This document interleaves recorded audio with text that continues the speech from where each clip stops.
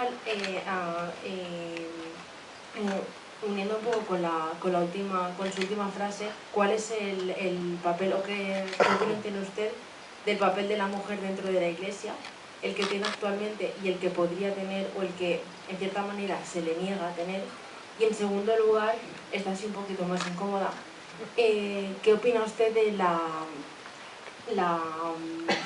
actualmente la Iglesia se sostiene bajo un patriarcado, tiene una jerarquía patriarcal?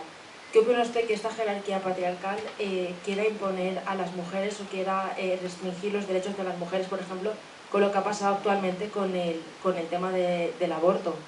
Ha sido la Iglesia y ha sido la rama más dura de la Iglesia la que está felicitando, de los poderes que felicita a la actual mano ejecutora de esta reforma, ha sido la Iglesia. ¿Qué opina usted de que esta jerarquía patriarcal, de que esta organización formada por hombres o dirigida por hombres exclusivamente, quiera restringir los derechos y opine sobre los derechos nuestros de las mujeres, cuando ninguna mujer dentro de la Iglesia puede opinar, pero no puede dirigir? Un segundo, Lucía. Si es posible, las preguntas un poquito más concretas para que tengamos tiempo de formularles más. Y ya le puedes pasar el micrófono efectivamente. Adelante. Pues, lo primero, gracias.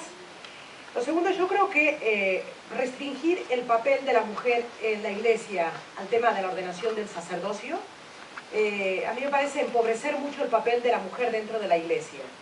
Lo que pasa es que el tema del sacerdocio está asociado a la jerarquía. La jerarquía está formada exclusivamente por sacerdotes o por hombres. Con lo cual yo creo que el gran reto en este momento dentro de la Iglesia, más que la mujer sea ordenada sacerdote, que dicho de paso, con el modelo de sacerdotes que hay ahora o con el modelo clerical que hay, yo no me ordenaría, pienso que el tema es que a la mujer se le dé voz. Por ejemplo, en la predicación, la mujer hoy no puede predicar dentro de la asamblea. Que se le dé un papel determinante en los órganos de decisión, en los órganos de decisión de aquellos que acompañarán o de aquellas que acompañarán a las comunidades, ¿no? Si les niegan el acceso al sacerdocio, a la dimensión más jerárquica, que estén presentes realmente en los consejos de pastoral, al lado de los obispos, o ocupando, que no porque necesariamente tenga que ser una diócesis, por ejemplo, presidida por un obispo hombre. A lo mejor, si no quieren que la mujer sea sacerdote, pues que sea por una mujer, que le pongan el nombre que quieran, pero que pueda coordinar y acompañar el camino de la comunidad, ¿no? Con lo cual, restringir solo el papel de la mujer a la ordenación me parece empobrecerlo. La mujer puede dar mucho más. De hecho, hoy la Iglesia se mantiene y se ha mantenido en las fronteras, trabajando al servicio de las personas, gracias a las mujeres. Si hiciéramos una huelga de brazos caídos a las mujeres, se cerrarían más de unos chiringuitos y no sé si se podría aguantar demasiado todo el tinglado que se ha armado. Por tanto, por una parte está esto. Por otra parte, yo creo que hay una cosa que es muy importante, que el Papa Francisco la recordaba hace poco. En la sociedad todos tenemos derecho a hablar y a decir lo que pensamos, ¿no? La Iglesia también tiene derecho a decir lo que piensa dentro de su ámbito, ¿no? Pero él dice, no nos podemos olvidar que Dios en el paraíso nos regaló la libertad. Con lo cual nosotros no podemos meternos en la conciencia de las personas, ni en su mundo espiritual, para juzgar y tomar sus decisiones. Acto seguido dice, todo el edificio moral de la Iglesia es como un castillo de naipes que se está cayendo y que hay que buscar un equilibrio.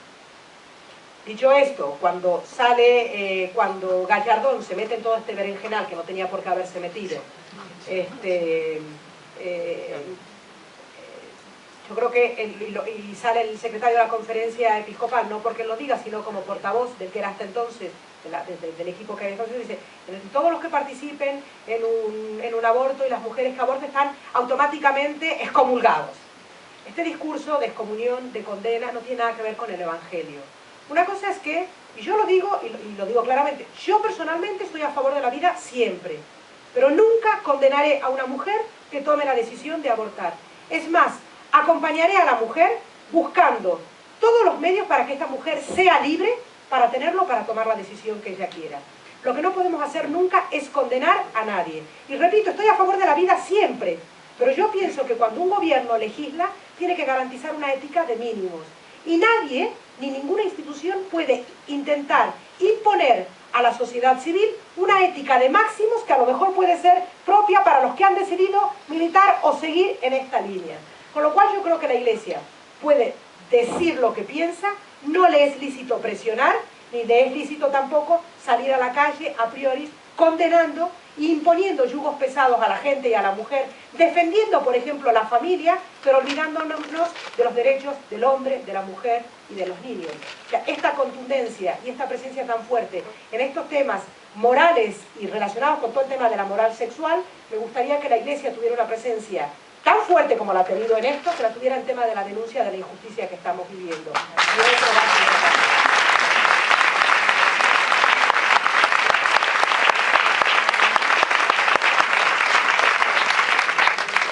Bueno, muchas gracias. Una de mis preguntas era la respuesta que acaba de dar. Simplemente era también en la introducción de la pregunta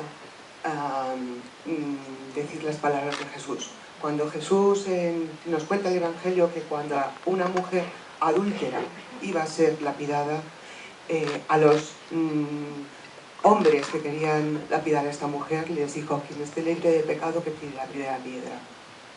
Y con esto quería también, yo vengo de Alcalá de Henares, desafortunadamente uno de esos hombres que nos lapidaría habla de nosotras, las mujeres que estamos a favor de la vida, pero a favor de que las mujeres tomemos decisiones, somos cometedoras del mayor holocausto.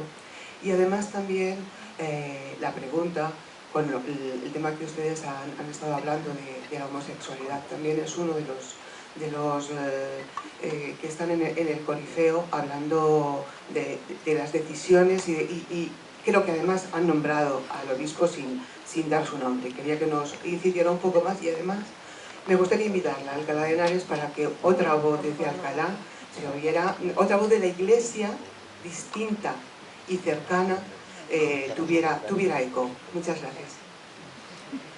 Pues yo creo que seguramente me prohibirían. Yo creo que una vez en un fórum de pastoral de jóvenes fue la primera vez que oficialmente me desautorizaron los obispos. Fue cuando se presentó una de las realidades de los diferentes jóvenes que había, sus realidades sociales, y se presentó una chica lesbiana que se sentía que no estaba en sintonía ni acogida por la comunidad eclesial, ¿no? A mí la pregunta que me hicieron: ¿qué haría Jesús ante una pareja que viene a pedir el sacramento del matrimonio, ¿no? Yo no sé si dentro de la Iglesia serán elevados a la categoría de matrimonio, pero sí sé que a Jesús, siempre que se le acercaba a la gente, él bendecía y nunca maldecía. Con lo cual yo creo que nos tenemos que, a pesar de que culturalmente puede ser que cueste, que algunos no lo entiendan, bueno, pues esto ya ha pasado. Quiero decir que lo que tenemos que hacer es respetar que hay diferentes maneras de amar y no solo dedicarnos a promover el odio, la condena y la crispación, ¿no? Con lo cual, volvería en este sentido a la pregunta de Francisco cuando le preguntaron: ¿y quién soy yo para juzgar? ¿Quién soy yo para juzgar a aquellos que han decidido amar y que aman de una manera propia? O sea, no te puedo decir diferente, no, una manera propia. Y el amor tiene solo una marca, que es la de la gratuidad, la de la entrega, la del bien, el amor es uno, y el amor siempre es bueno. ¿Qué razones hay para leer el Génesis y cómo se interpreta? Hombre, yo creo que venimos de toda una tradición, que nosotros somos también gracias a esta tradición que nos ha hecho. Lo que no podemos hacer es hacer una lectura literal, ni de todo el Antiguo Testamento, ni incluso de los textos del Nuevo Testamento. Yo creo que lo que tenemos que hacer y lo que nos da fuerza es el espíritu que animó a aquellos buscadores de Dios a lo largo de la historia a dar respuesta al anhelo y a los anhelos que había en el corazón de los hombres y mujeres de todos los tiempos, ¿no? Leer el Génesis y que me hablen de que hemos sido creados del barro, por ejemplo, es una imagen que dices, bueno, pues ¿esto qué tiene que ver? Pues posiblemente hoy nos está diciendo que tenemos que cuidar el barro y la tierra de la que hemos salido y que nos hemos dedicado a maltratarla y a destrozarla. Significaría tener la capacidad suficiente para leer el espíritu que animaba al escritor sagrado, para recuperar ese espíritu que también nos da vida, que es el mismo espíritu que hizo a Jesús sentirse amado en el Jordán, y que es el mismo espíritu, no otro diferente, que me lleva a mí a buscar el bien en la situación en la que estoy. Y es el mismo espíritu que hace que salga la pregunta esta: ¿dónde está tu hermano? ¿Qué has hecho de tu hermano que su sangre sube hacia mí, ¿no? Es el mismo espíritu del libro del Génesis, cuando Moisés se acerca a una zarza que arde y no se consume y escucha que Dios le llama. Y le dice: quítate las sandalias que estás pisando tierra sagrada. Le dice: ¿y tú quién eres? Y no le dice que es el Señor de los ejércitos, ni que es el Todopoderoso. Le dice: yo soy. Y te envío porque he oído los clamores de mi pueblo y he visto su opresión. Y no puedo soportarlo, y por eso te envío. El Espíritu de Dios, que quiere que todos sus hijos vivan con dignidad, es el que nos está enviando desde el comienzo de la historia a liberar a su pueblo que sufre. Entonces, este es el sentido que tiene leer el Génesis, el Éxodo, los profetas, que es el corazón inquieto de hombres y mujeres que a lo largo de los tiempos han ido buscando el rostro del Dios de la vida a través de sus culturas y de su forma de vivir concreta. Un segundito nada más. Ahí antes, pero bueno, ya pregunta, dos palabras pedidas ahí, otra aquí y otra por este orden en aquel lugar. Prometo no enrollarme. Gracias. Buenos días, soy Lucía, felicitarla por la charla. Y es una pregunta muy simple. Desde la ignorancia de una mujer, una madre de familia, que se las ve mal para llegar a final de mes, pero que cuando la sociedad tiene una necesidad intenta quitarse de algo de ella y de sus hijos para poder compartirlo, ¿por qué la Iglesia, con tanta riqueza como tiene, no comparte un poquito con la hambruna que hay en el mundo para poder impedir que muchos niños mueran de hambre? Yo creo que a veces puede ser un análisis un poco simplista cuando vemos, por ejemplo, el Vaticano, ¿no? Hemos visto la actitud clara del Papa Francisco ante un obispo que se gastó no sé cuánto haciéndose un palacio para ir a vivir. Yo creo que la Iglesia, en sus religiosos y en cantidad de misioneros en las fronteras, al lado de los más pobres, está desde hace años. Y esto es una cosa que nadie lo puede decir, que esto es innegable. Que hay unas situaciones y hay unas estructuras de poder que escandalizan, esto es verdad. Y esto, yo creo que el primer llamado a vivir y a anunciar el Evangelio de los pobres, desde los pobres, significará desprendernos de muchas cosas. El Papa lo primero que les dijo a los obispos cuando se reunió con ellos: no estáis en una corte, salir de los palacios, no sois príncipes. Con lo cual hay mucho príncipe, hay mucha corte. Yo creo que la actitud del Papa Francisco es la misma de Jesús en el templo, que está sacando el látigo y está echando a los mercaderes del templo porque hemos convertido la casa de su padre en una cueva de bandidos.